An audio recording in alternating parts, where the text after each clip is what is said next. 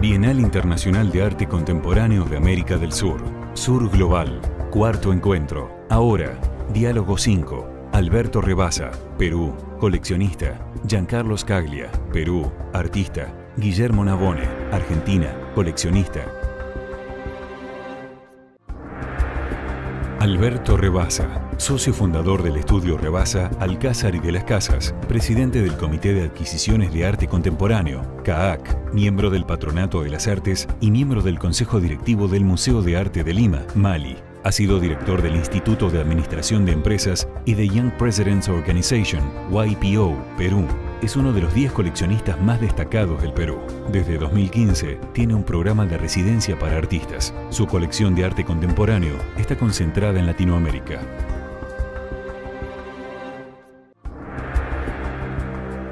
Giancarlo Scaglia estudió y trabaja en artes visuales en Lima. Su trabajo pretende reinterpretar una serie de acontecimientos de los conflictos armados que tuvieron lugar en los años 1980 y 1990 en Perú. Su interés por la recontextualización de estos eventos dentro del campo del arte le llevó a cuestionar el origen de todo lo que es de vanguardia y preguntarse a sí mismo lo que determina si una acción o gesto es arte o no.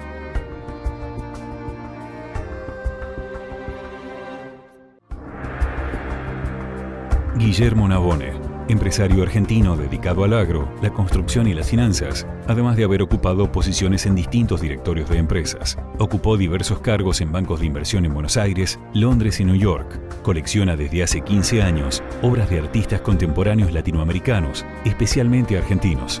Apoya distintas becas y programas de adquisiciones de museos. Es padre de 4 hijos, con quienes comparte su pasión por el arte. Gracias por acompañarnos, gracias Tito y gracias Giancarlo por estar acá.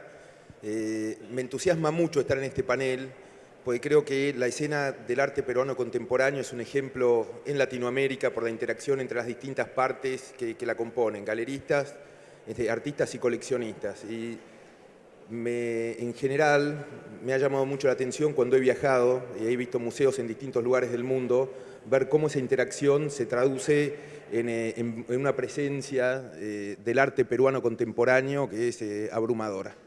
Así que bueno, no sé, Giancarlo, no sé si te gustaría empezar contándonos un poco sobre tu obra y bueno, después nuestras interacciones. Sí, me escuchan, ¿no? Ok.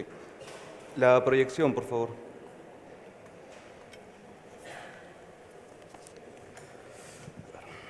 Voy a leer un poco para hacer una introducción sobre mi trabajo y de ahí vamos a ver algunas imágenes. Un poco para presentarme. Poéticas del resto. Perdón, antes que nada, muchas gracias por la invitación, Marlise y Aníbal. En 1920, gracias a las políticas de modernización peruanas, se funda la Cárcel del Frontón, cárcel modelo ubicada en una isla frente a la Bahía de Lima. Luego de golpes de Estado en 1930 y brutales conflictos internos, de alguna manera repercutidos en los desastres de la guerra incivil en 1986, se originó un motín fanático suicida que terminó en la muerte de más de 100 presos políticos y 2 militares. La construcción y destrucción del frontón marca así los extremos y el reverso trágico del sueño de orden y progreso en nuestro Estado fallido. Saliendo de esta isla en la actualidad el reflejo de nuestra república moderna hecha pedazos, una huaca demasiado contemporánea por la desolación, marcada por el horror y aún más por el abandono.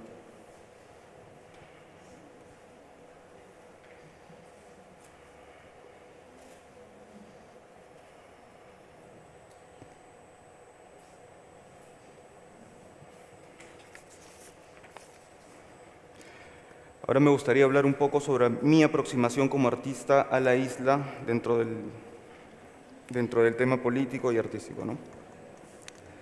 En la antigüedad, las constelaciones no solo permitieron a los intelectuales reconocer el cambio de las estaciones, también era en una forma ver el futuro, un medio que sirvió para que ellos se preparasen para lo que habría de venir sin miedo al futuro y sabiendo siempre lo que sucedió en el pasado. El mío es un trabajo concebido desde la contemplación del desastre, generando diseños esotéricos que configuro con elementos dislocados de las ruinas, buscando poetizar el derrumbe, hacer de la insurrección una resurrección hipotética de un destierro astral, un eterno retorno. Los acontecimientos del frontón legitiman la réplica, otra repetición, a la otra celda, en el fuerte de Tarot, en el año de la Comuna. Mi intención en esta isla fue estudiar sobre el paisaje y mi primer acercamiento a la arquitectura de la isla fue ver estas paredes. Son paredes de fusilamiento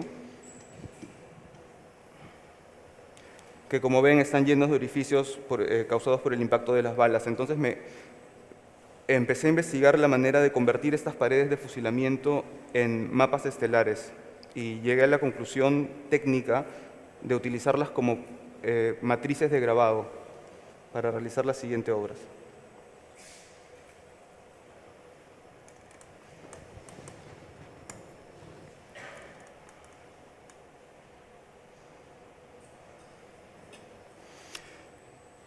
Como menciona Mariana Botey sobre la eternidad de los astros de Auguste Blanqui, la calca es la vuelta del fantasma al centro de la conspiración colmada de furia y terror. Según escribe Blanqui, todas las encrucijadas del universo están colmadas por nuestros dobles.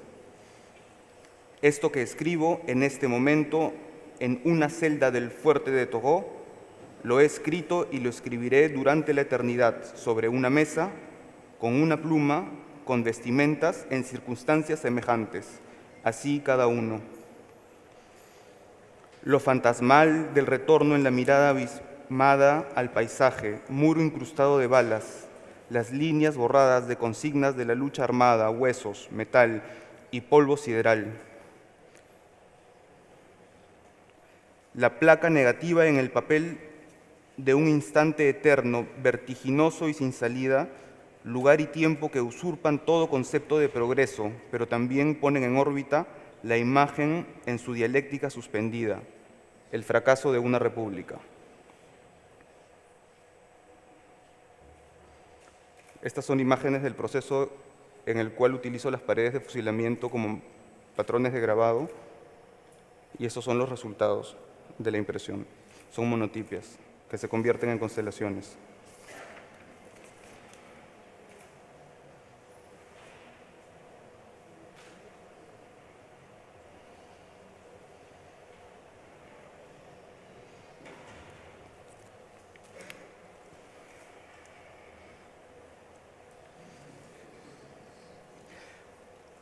Constelación, catálogo de escombros del 2014. Este es un ejercicio en el cual utilizo un GPS estelar y busco redibujar con escombros las constelaciones que se encuentran sobre el desastre, codificando y catalogando cada uno de los restos, dándole así a esta materia la opción de ser redefinida. Mi intención es hacer que el suelo elegido en el mapa estelar reflejo del cielo estrellado y a su vez metáfora de un cielo caído. Me gustaría comenzar esta conversación entre estos dos amigos, dos grandes amigos, con el siguiente comentario. Me parece importante poder estar sentado aquí con Alberto y Guillermo, pues ambos conocen mi obra y el proyecto que dirijo. Yo, aparte de ser artista, soy director del proyecto Revolver en Lima, en el cual trabajamos con 8 artistas peruanos, un artista argentino, un italiano y una artista polaca. Pienso que la relación entre nosotros tres no solo es una relación de coleccionistas y artistas, es más bien una relación de amigos y cómplices con objetivos y un fin común, la difusión y el desarrollo del arte en Latinoamérica. Dentro de la gestión artística comprendí que cada elemento que compone el sistema del arte es de vital importancia para que esta máquina funcione. Si 2 personas, aquí a mi lado, del mismo continente pueden sentirse identificadas con mi obra, es porque venimos de realidades similares desde siempre. El siglo XX ha tenido cambios sociales, culturales, políticos y económicos delirantes para todos por igual. Por eso me parece importante hablar de una Bienal del Sur como una bienal de territorio con necesidades comunes. El día de ayer, en conversaciones previas a esta, se discutía sobre lo importante de poder hacer la bienal en más de una ciudad y distribuir sus sedes estratégicamente, y eso me parece fundamental. Gracias.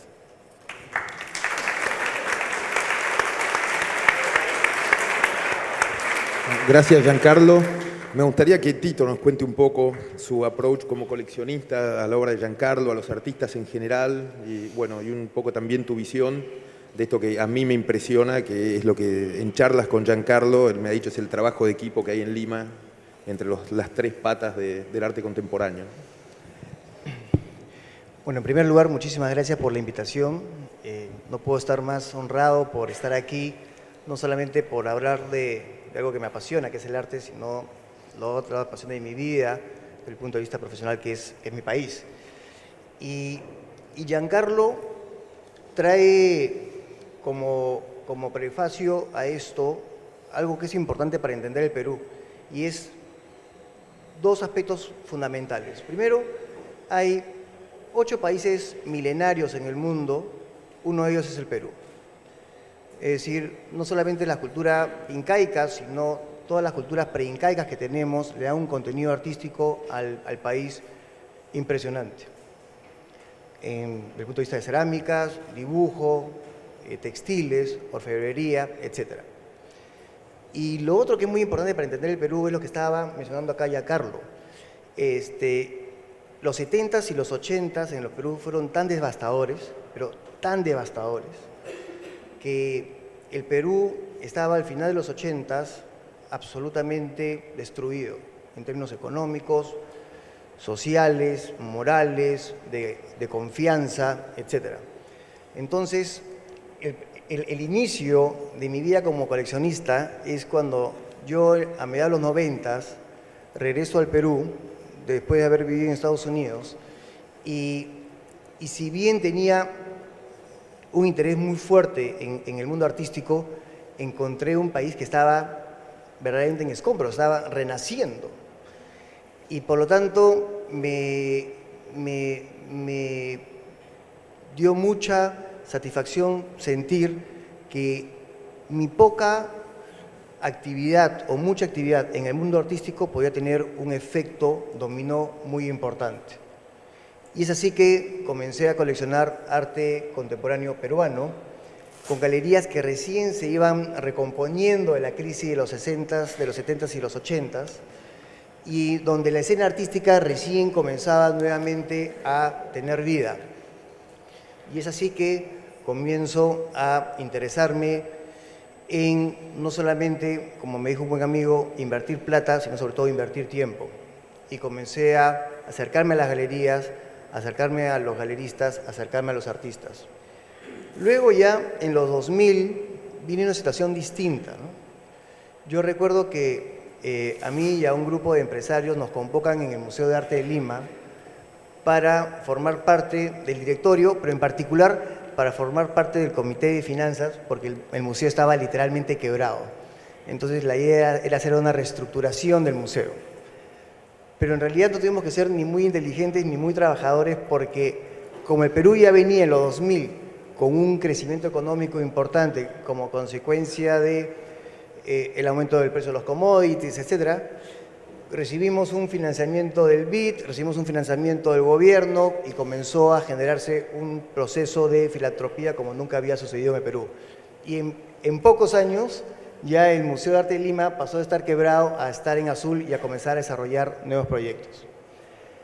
Es ahí donde yo creo que se produjo algo muy especial en el Perú, y es que como estamos comenzando desde cero prácticamente, entonces se produjo lo que yo considero un ecosistema, igual que los ecosistemas en Silicon Valley con respecto al Venture Capital, en donde están todos los agentes alineados, presentes, trabajando de manera colaborativa.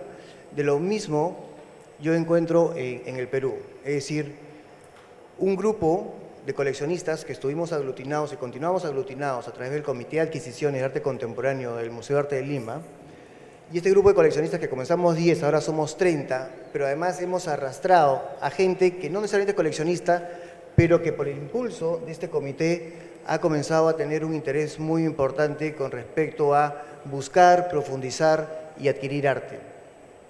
Luego, una colaboración muy cercana con otras galerías, con coleccionistas de otros países. Vino por primera vez las ferias de arte a Lima.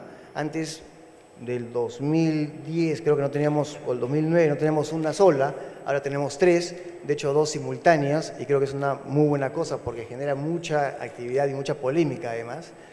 Entonces se generó un ecosistema favorable en donde los galeristas trabajan colaborativamente. El mejor ejemplo es Giancarlo, que no solamente es artista, sino además conduce este espacio con otros artistas.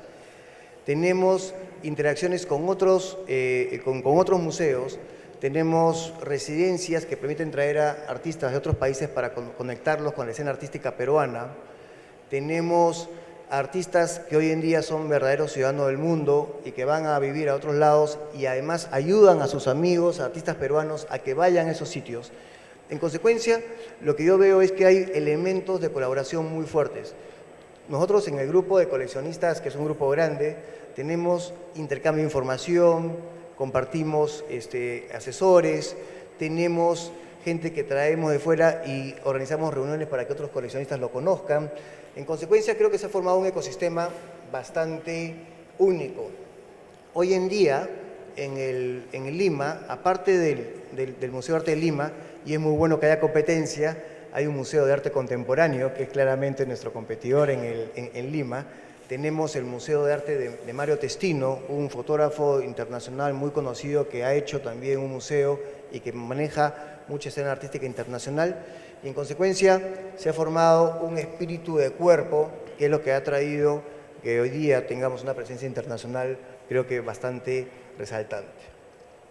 Estos intercambios de información, estas reuniones con personas que vienen a visitar Perú, ¿se dan en un ámbito formal o es más desestructurado? Se dan en los dos. Por un lado, y acá quizás como comentario general, yo creo en que todas las fuerzas que puedan participar en el mundo del arte deben ser bienvenidas, ¿no? Es decir, hay fuerzas más intelectuales, hay fuerzas más museográficas, hay fuerzas más mercantiles, hay fuerzas más individuales, hay fuerzas más sociales. Yo creo que todas deben ser bienvenidas en esto.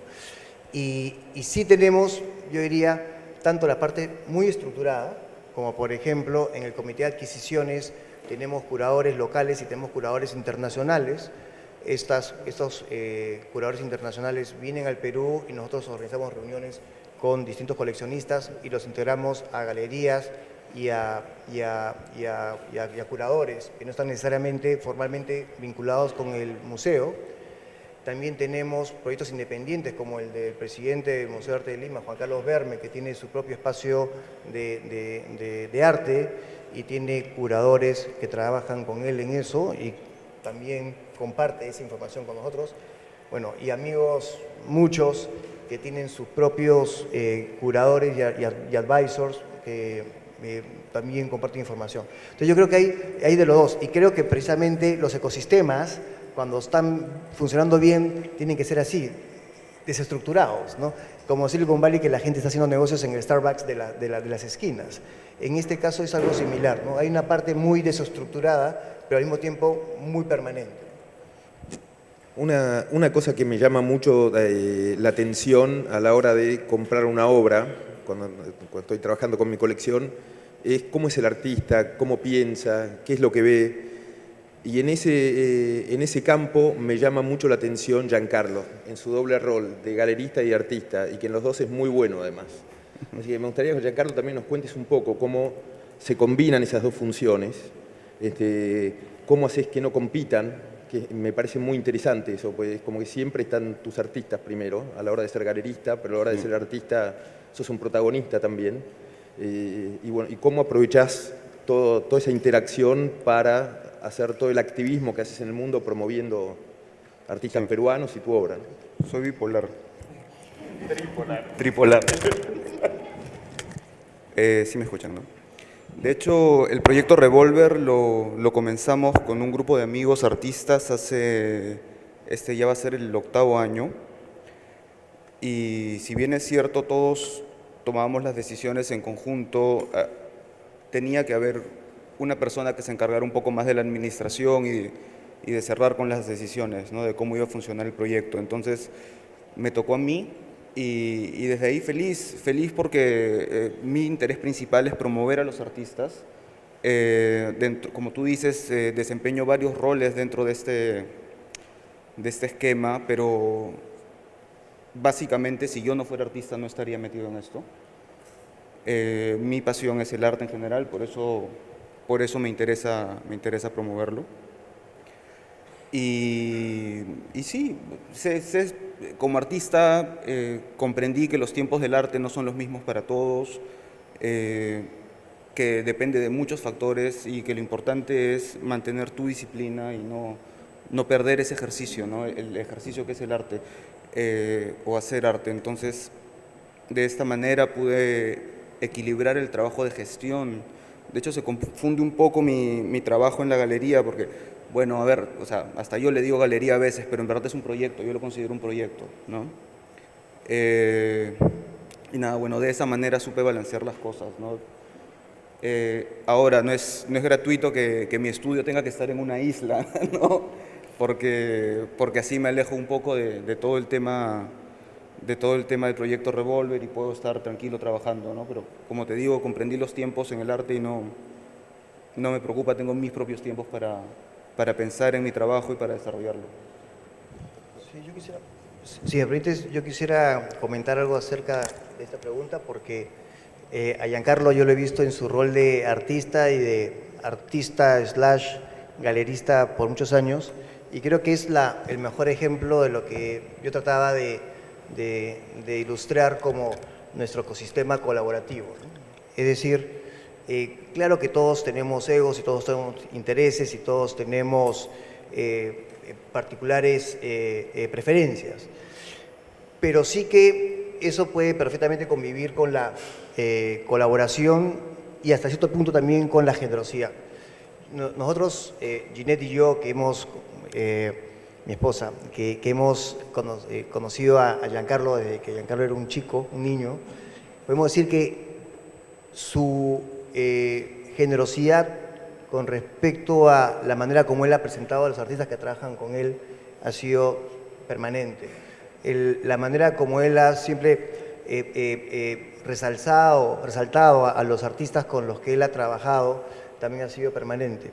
Y eso al mismo tiempo genera pues, un aspecto positivo en confianza de gente que está a su alrededor. Igual en el tema del coleccionismo. En el coleccionismo muchos saben que también hay conflictos y egos e intereses entre los coleccionistas vinculados a un museo o los coleccionistas vinculados a una obra o a un artista en particular, que por alguna razón se puede pensar que impulsan más a un artista por encima de otro a través del museo, para de esa manera ver resaltado a un artista que ellos tienen en su colección. Pero si eso se ve más bien dentro del espectro del ecosistema colaborativo, son en realidad temas menores frente a lo principal que es colaborar con la escena, colaborar con los artistas y colaborar con el país en el fondo, ¿no? Tito, una pregunta. A la hora de armar tu colección, ¿prevalece tu ojo, tu elección o también tienes asesores o curadores? No, prevalece al 100% nuestro ojo y nuestra visión. Nosotros, digo en plural porque hay una parte para nosotros muy familiar con respecto a esto. Ginette, mi esposa, yo, un poco más metida ahora mi hija mayor, pero es un tema personal, nuestro ojo personal. Ahora, eso no es un ojo estrictamente intuitivo, ¿no? Sino es un ojo que va acompañado de... Yo soy más el trabajador, dicho sea en la pareja, que mi esposa. Yo soy el que hace la investigación, más la búsqueda, las entrevistas, las conversaciones con galeristas, etc. Yo soy el que me encierro con Giancarlo más tiempo que Ginette. Pero sí es al final una decisión de los dos intuitiva, en el sentido de que no tenemos a curadores o asesores que nos recomiendan obras, pero sí sobre la base de muchos viajes, muchas reuniones, mucha lectura, muchas visitas a buenos galeristas que son parte de nuestra familia, ¿no? Giancarlo, no sé si como artista te gustaría hablar un poco de tus coleccionistas, si hay algún aspecto en particular que mires, además de lo que miran todos los artistas, que es la importancia de la colección y demás, ¿no? ¿Algo que te interese particularmente? No, en el caso de Latinoamérica, y lo comentaba con lo que estaba leyendo hace un rato, me interesa que puedan haber estos puentes, ¿no? Estas conexiones, de la misma manera como una constelación, ¿no? Puntos que se van uniendo y van generando un mapa, ¿no? Un mapa de gente que de todas maneras está vinculada y relacionada por el contexto en el que hemos vivido, sean de diferentes tiempos, pero hemos pasado por lo mismo y me gusta eso, como que verlo reflejado también en la gente que entiende el trabajo y que lo adopta, ¿no? como parte de sus colecciones también.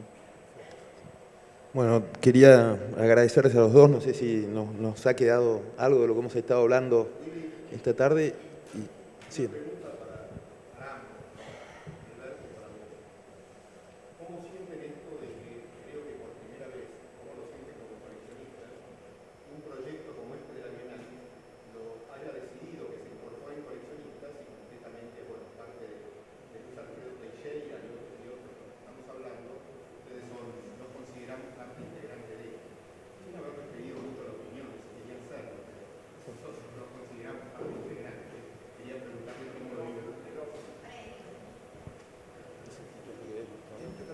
Perdón, ¿no se escuchó?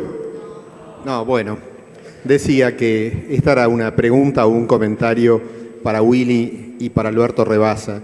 En la medida que los hemos convocado aquí y los seguiremos convocando para que participen de este proyecto de la Bienal en su calidad de coleccionistas. Y esto es algo totalmente inédito, digamos, porque para todos aquellos que alguna vez participaron en proyectos de bienales o en proyectos que tienen que ver con lo académico, los coleccionistas siempre éramos, y ahora me incluyo porque lo soy, una especie de mala palabra. Fue necesario que un coleccionista como yo se hiciera cargo de un proyecto así para que planteara a los coleccionistas no son malos, y no solo no son malos, sino que los coleccionistas en serio, los que hacen lo que hacen ustedes, que son un poco coleccionistas, un poco mecenas, un poco acompañantes de artistas, no solo no son malos, sino que son fundamentales para el arte y que buena parte de la historia del arte ha tenido mucho que ver con los grandes coleccionistas que hubo. Y cuando hablo de coleccionistas, separo a los coleccionistas como los que acabo de describir del comprador ocasional de arte o del comprador de arte que compra para vender un poco más adelante si tuvo suerte y eligió una obra que se valoriza. Entonces la pregunta es, ¿cómo se sienten en esto como partícipes de este proyecto y desde el punto de vista de ustedes como coleccionistas, cómo sienten el hecho de haber sido llamados para esto? Bueno, creo que tanto Tito como yo estábamos muy contentos de participar.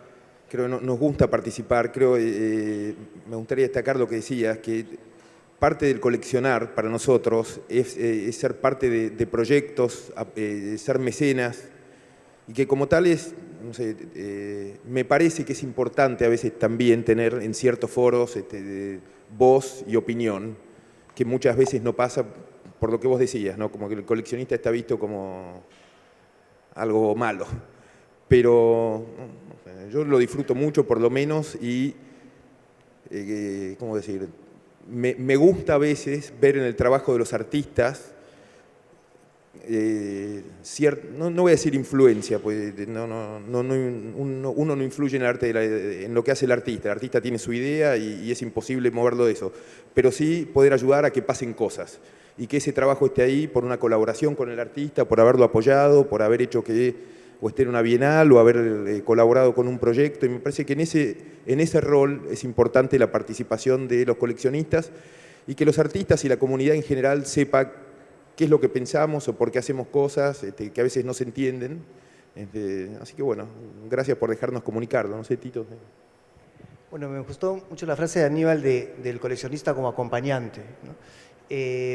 Yo creo que efectivamente, más allá de la adquisición, lo que el coleccionista busca es seguir procesos artísticos del país, procesos artísticos de un artista en particular o de determinado tipo de tendencia. Cuando yo me refería a los ecosistemas colaborativos, obviamente en el mundo artístico creo que los coleccionistas deben tener un espacio, que yo creo que es más espacio efectivamente de conector, ¿no? Transmisor de información. Vemos a varios artistas, vemos a varias galerías, vamos por varios países. O sea, nosotros también tenemos polen que ir llevando en el jardín. Y eso, en un escenario como la Bienal, creo que también puede traer un valor importante. Más aún, y con eso termino, cuando vemos que los países latinoamericanos, los países del continente, estamos tan desconectados entre sí, ¿no? O sea, hay todavía una gran dependencia norte-sur y sur y norte, una relación, digamos, bilateral, pero entre los países latinoamericanos estamos todavía a espaldas. Entonces, tener una Bienal del Sur y además que los coleccionistas también, junto con artistas y galeristas y curadores, podamos tener una voz que sea escuchada, me parece algo muy positivo. Y por lo tanto, muchísimas gracias dobles por la invitación.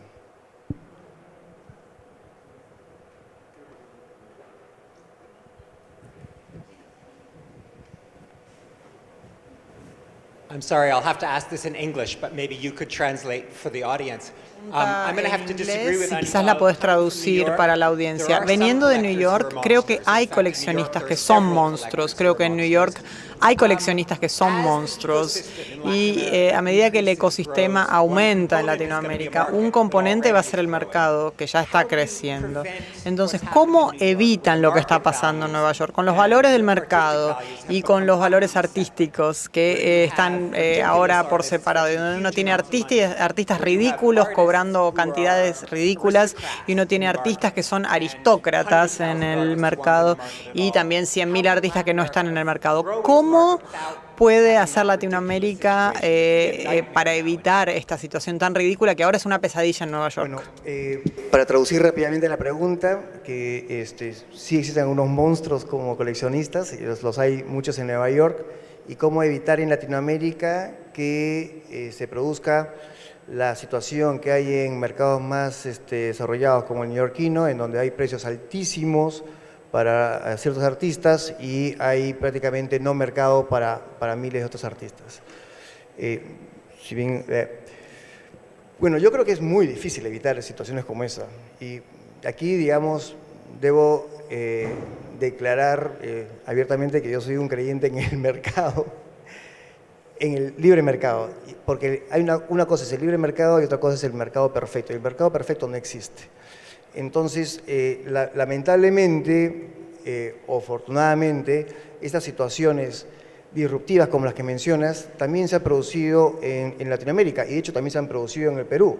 Es decir, y es más, lo importante es que ahora por lo menos estamos dando cuenta de eso. Por ejemplo, hay algunos artistas en el Perú que súbitamente se han disparado unos precios absolutamente sorprendentes y uno tiene la posibilidad de ir a ferias en el continente, ni siquiera las de afuera, las del norte o en Europa, sino en el continente y se dan cuenta que artistas con mucho más trayectoria y con mucho más desarrollo tienen precios iguales o hasta menores. Entonces, sí creo que ese es un problema muy marcado. Creo que por el hecho que el mercado sea menos desarrollado no deja de ser una situación que se produce y probablemente la solución a eso sea más mercado, ¿no? Más ferias, más interacción, que visiten otros artistas latinoamericanos, plazas locales como la peruana, para que haya una mayor y una mejor comparación de precios. Pero ese problema sí lo estamos viendo y